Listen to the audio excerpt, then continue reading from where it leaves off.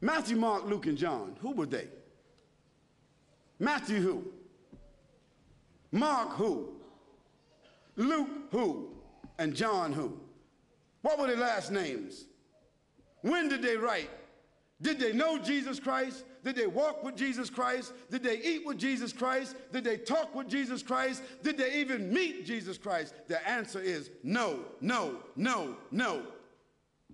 Conclusively. The earliest of them that wrote 40 years after Jesus Christ, so they never met him. The last of them wrote 80 years after Jesus Christ, never met him. The other thing is, all of them seem to have written the gospel according to. Now, when you write a letter, do you sign it according to? According to is the third party. If Joanne or Jackie or Bobby or Johnny told me something and I wrote it, I would say according to Joanne, Jackie, Bobby, or Ronnie, according to. But those four people would not write a letter and in front of it say Jackie according to Jackie and not even write her last name. Because if Jackie wrote me a check and only said Jackie, I couldn't cash it. And if I was a policeman and I stopped Jackie on the road and she had a license that only said Jackie, she's going to jail.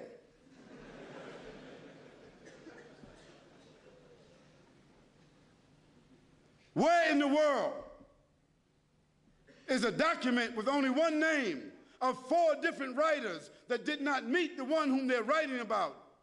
Where is that accepted in the whole world? Nowhere except in the Bible.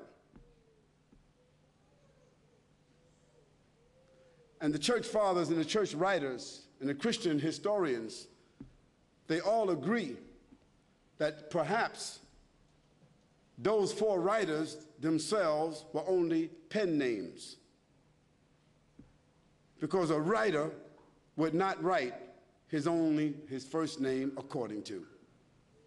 And there's a great amount of suspicion that the man called Paul, Saul of Tarsus, that because he wrote all the books from Acts all the way to the end of the New Testament, how many books is that?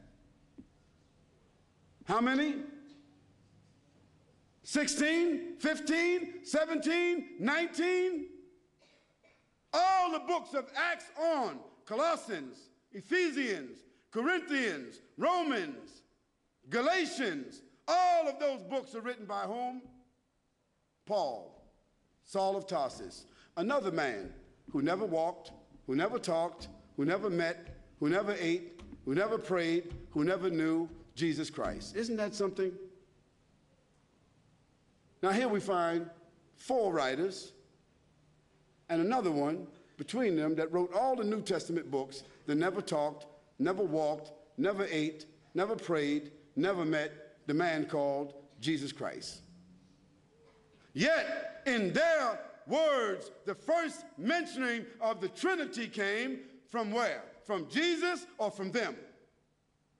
The first mentioning of Jesus being divine, a man God, came from whom? From them. The first mentioning that Jesus is the Son of God came from whom? From them. Jesus never said in his own words any such words, but it was the men who never met him, who claimed to have written, who didn't know their last names. And Paul, by the way, before he had that vision on the road to Damascus that only he saw and only he heard, guess what his occupation was? Do you know?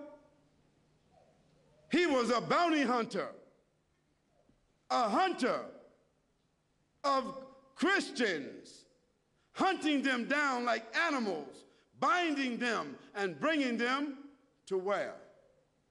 To Rome so that they could be executed.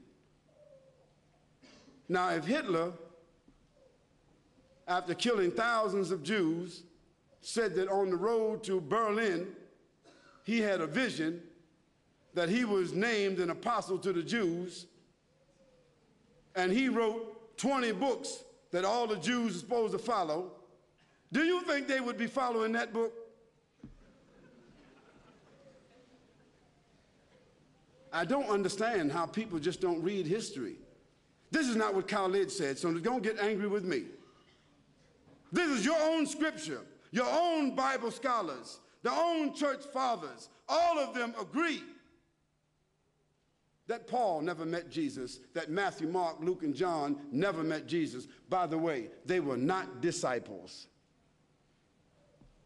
Nor were they walkers and talkers of the disciples. They were just writers and historians.